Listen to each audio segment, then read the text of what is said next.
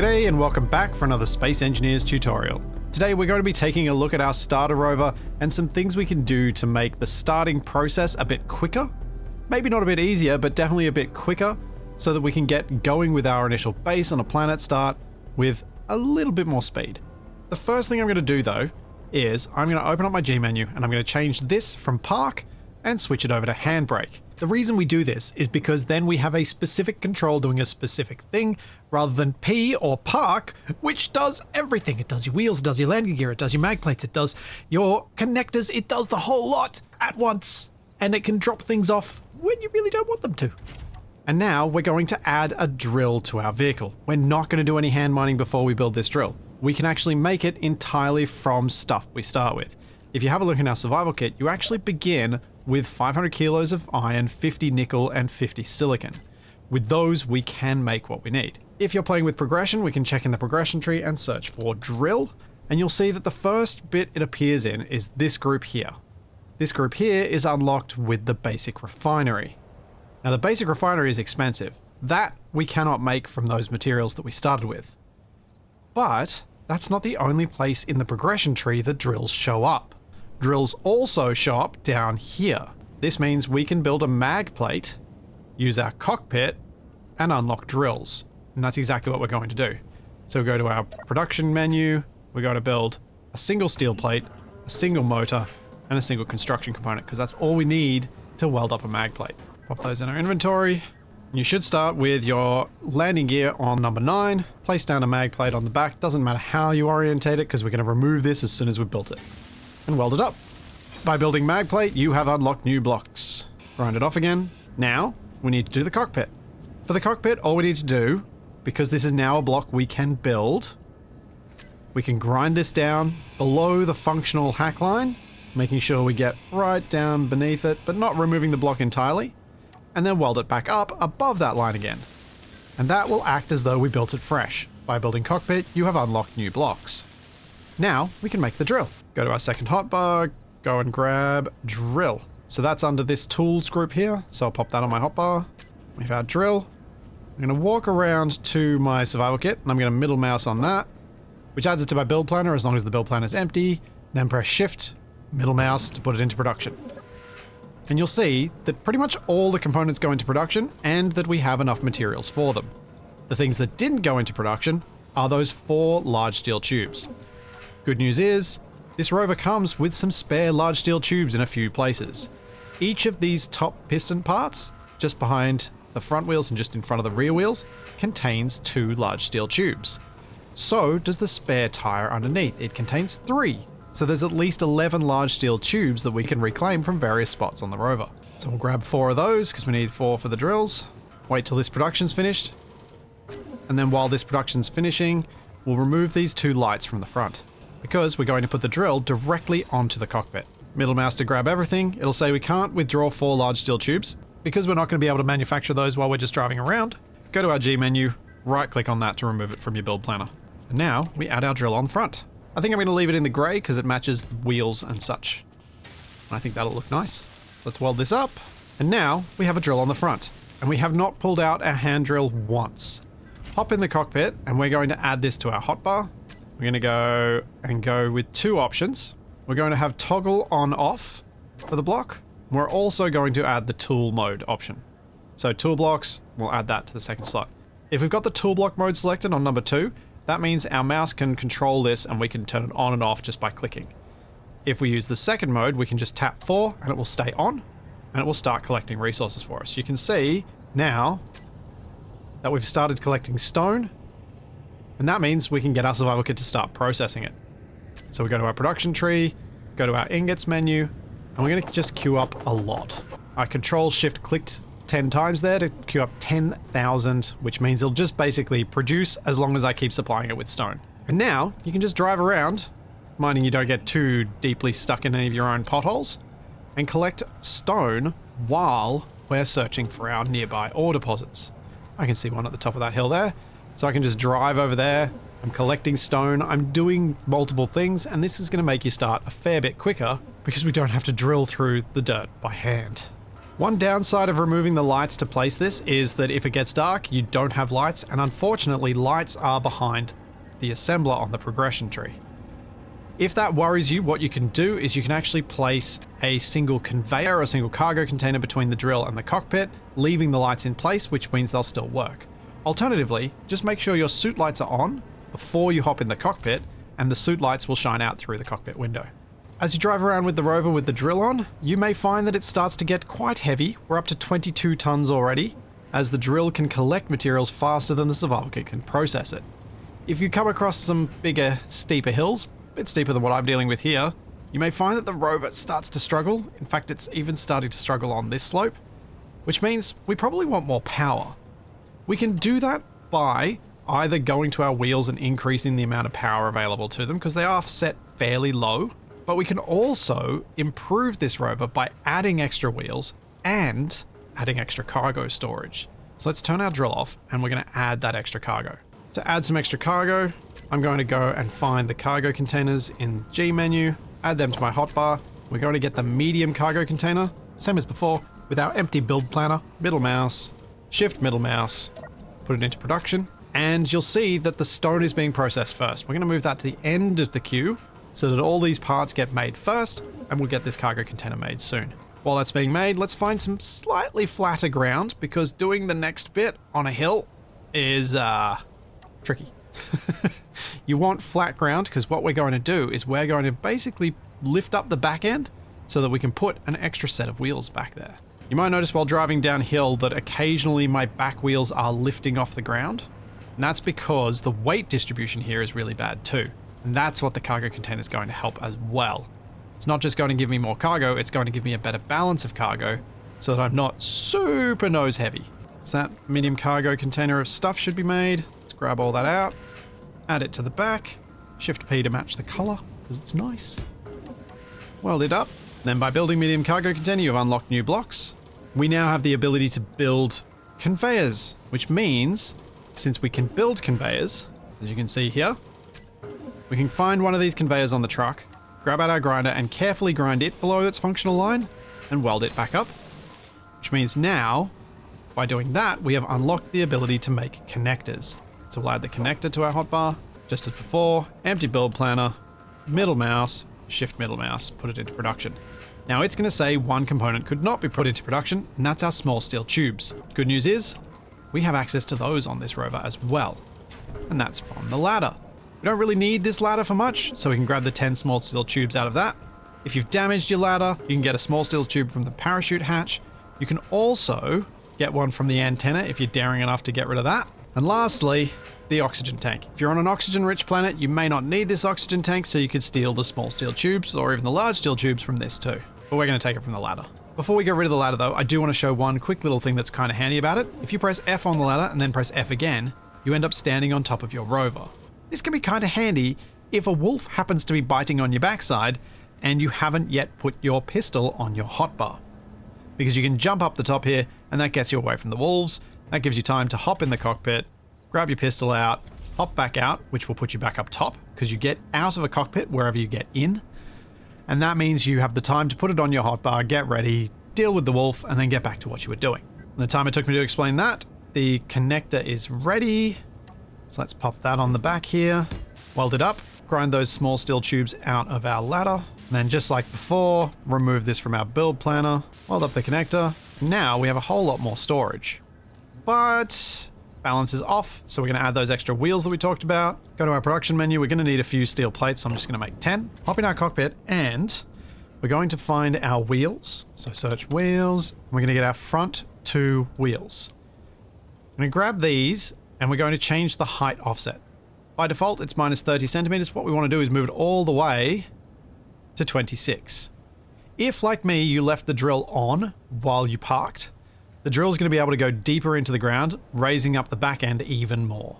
So that gives us a nice raised underside, so we can grab out that steel plate, hop under here, and put it underneath the Rover. I'm going to press Shift P on these grey bits down here so that our underside's coloured the same. And just in front of the connector here, I'm going to put a couple of slope blocks like that, and then I'm going to add wheels to my hotbar. Bring out the wheel block, and with the mouse scroll wheel, scroll until you find the short wheel suspension 3x3, left or right, depending on which one you're starting with. Now, it doesn't matter whether you use the left or the right on the left or the right, it is a purely graphical thing only.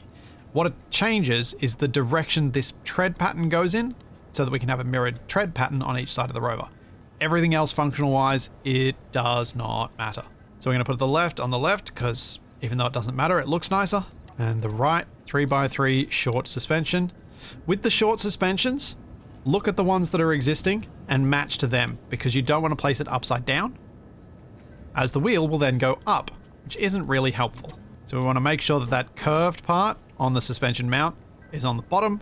If you get really, really close when you're trying to place that, you can see that there's an energy source label which has lettering on it. That can tell you exactly which way around this should be, because the lettering should always be upright. But don't place it while you're here, because then the wheel won't place. Stand back a bit and place it. If you do happen to place the suspension and block the wheel from getting placed, either grind it off and place it again, or if you're struggling to place it without being in the way of the wheel, there is another method you can use. What you need to do is weld up the suspension, then hop in your cockpit, find that suspension, and click Add Wheel. And now we've got the wheel. With these wheels, we're going to make further use of the extra large steel tubes that are on the Rover, because we need 3 for this side and 3 for this side. So we'll find our other top piston parts, the ones on this side I haven't harvested yet, and we'll grab our spare wheels ones as well. Weld up what we've got in hand, and then, with our build planner empty, right click, and right click on all 3 of the unbuilt blocks, shift middle mouse, and get those into production. And it'll build the rest of the parts we need. Once everything's made, grab it out, weld it up, and with those set up, we can now fix our wheel settings. Hop in the cockpit. First up, let's fix the wheels that we've got dropped down at the front. So grab our front ones again, control click to grab the both. Change our wheel height offset to its lowest. The default wheel settings are a bit different to the default Spawn Rover's wheel settings, and we're going to unify them all to make things a bit simpler. To do that, what we're going to do, grab all of them, and any value we change now will change all of the wheels at once and move them to this new value. So we're going to change the strength. We're going to increase that to about 14% on all of them.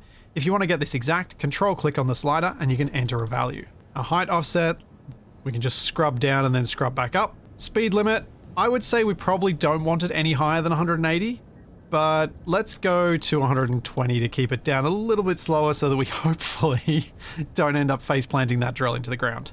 Power, you can do whatever you like. You can adjust this as you need to, but I would scrub this a little bit and maybe we'll drop it, meet somewhere in between the defaults and what we've got and have 50%.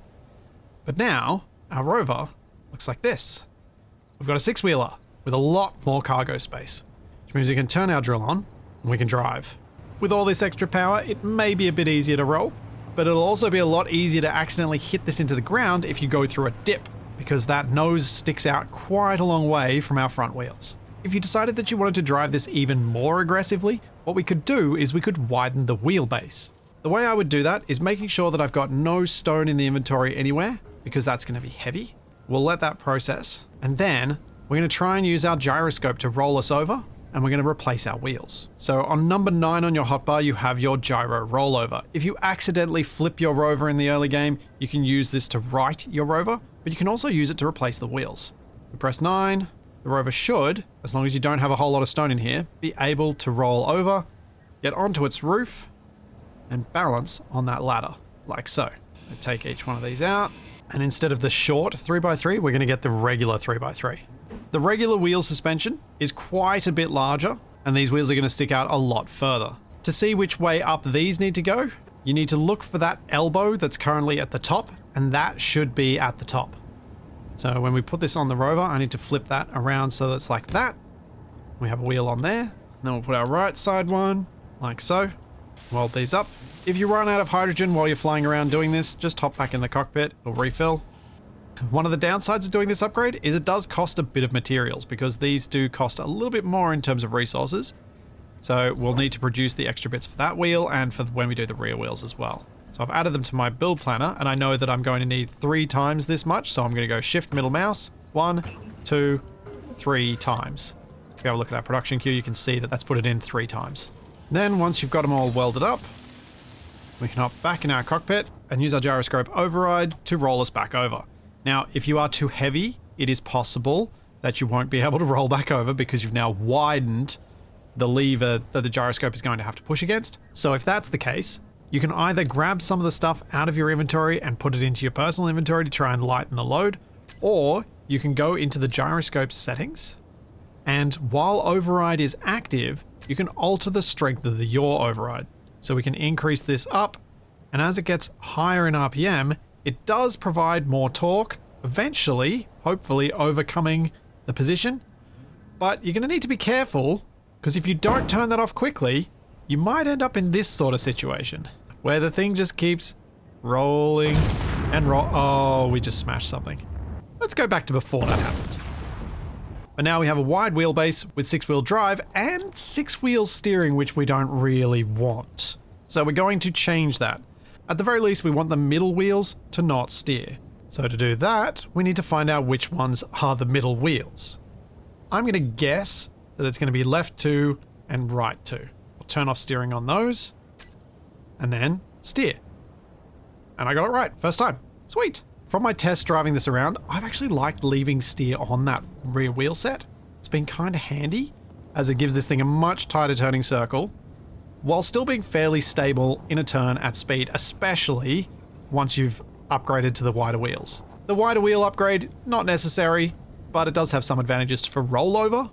The thing it doesn't have an advantage for is if we have a look underneath our Rover, it's now a lot easier for us to hit the middle of the Rover if we end up on a ridgeline. So do keep that in mind while driving around if you've switched out the short wheel suspensions for the wide, because it does have its costs as well as its benefits. Now, I didn't change my wheel settings yet, so what we need to do is hop in here, and particularly once we start drilling, we need this strength to be higher, so let's put this up to 14 like we had it before. We're good to go.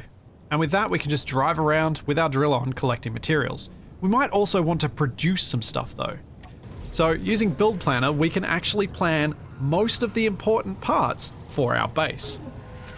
Press G, find our Build Planner, get rid of the stuff that's in there if there's anything in there, and we want to get our basic refinery.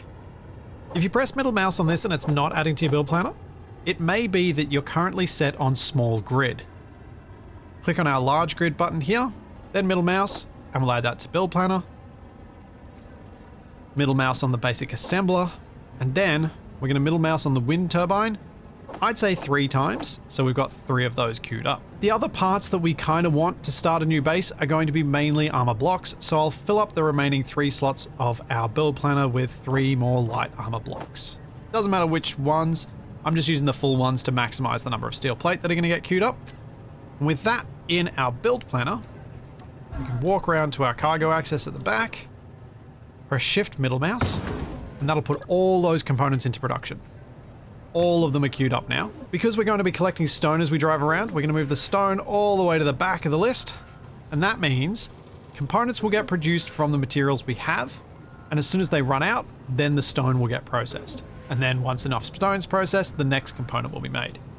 We need about another 2,000 iron ingots. So we could be driving around for a little while, but at least we're not hand drilling. And we're able to multitask because driving, mining, producing, and scanning. Although driving and scanning are kind of the same thing, but it's fine. And it won't be long before you've then got your platform all set up and ready to go.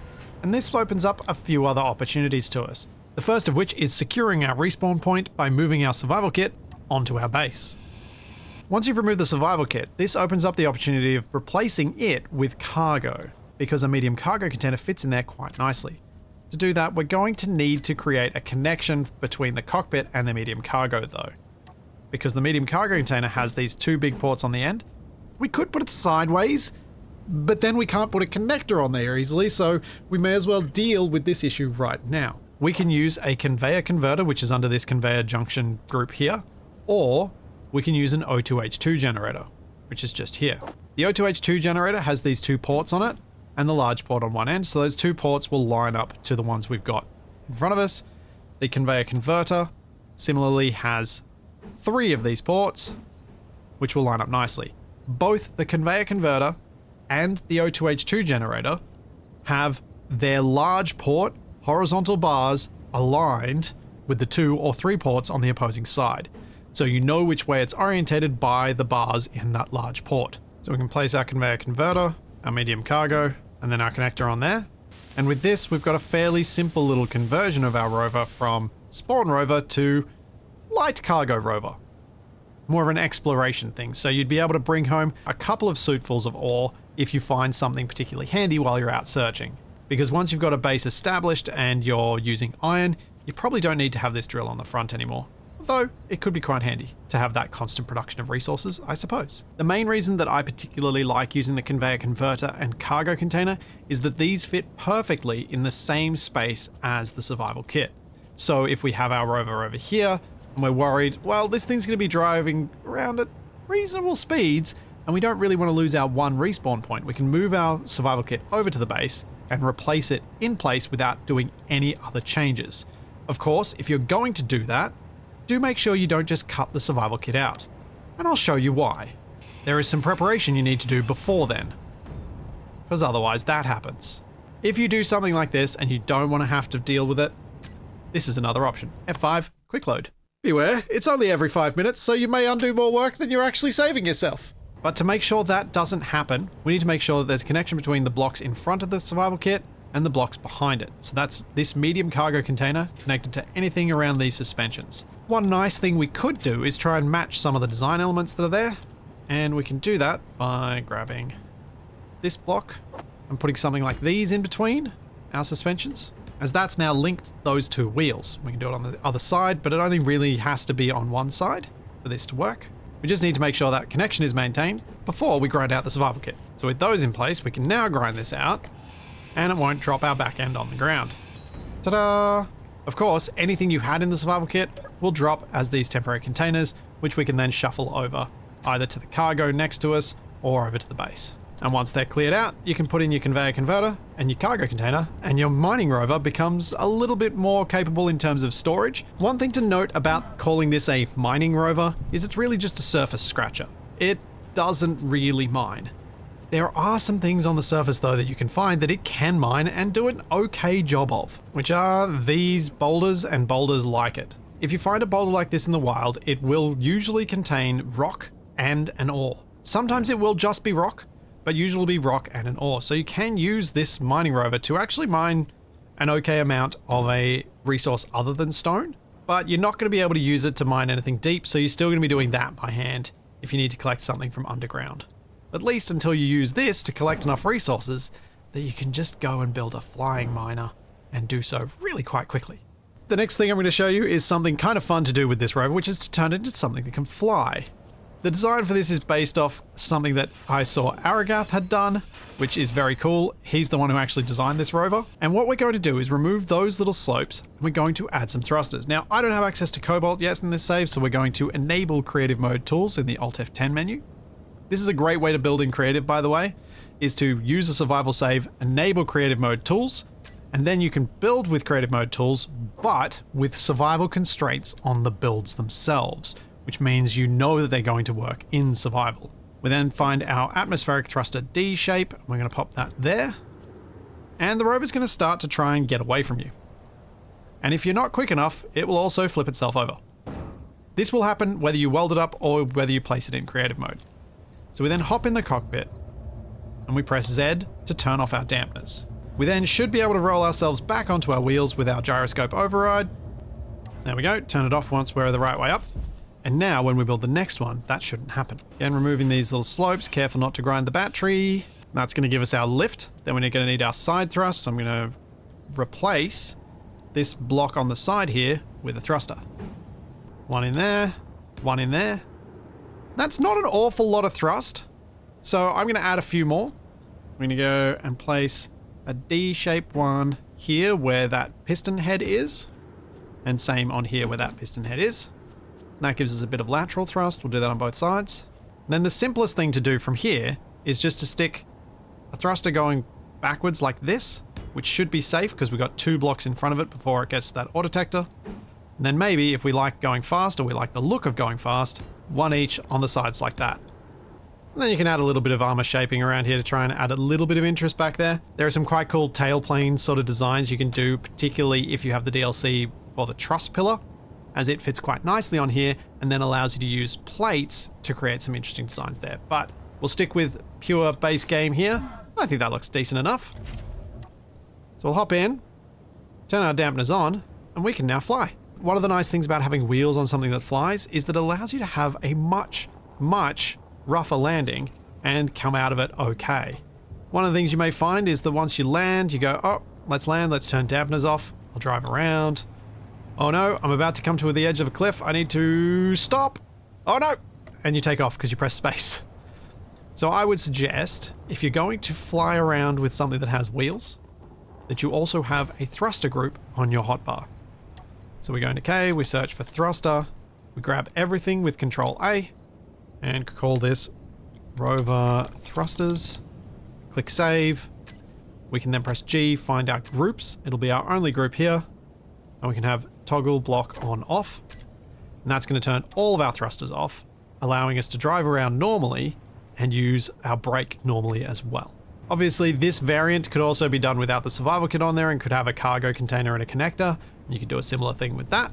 If you've managed to find any other ways to upgrade these rovers that you find particularly useful, I'd love to know about them. We're still fairly early on in having these things, so I'm sure there are some that I haven't thought of yet.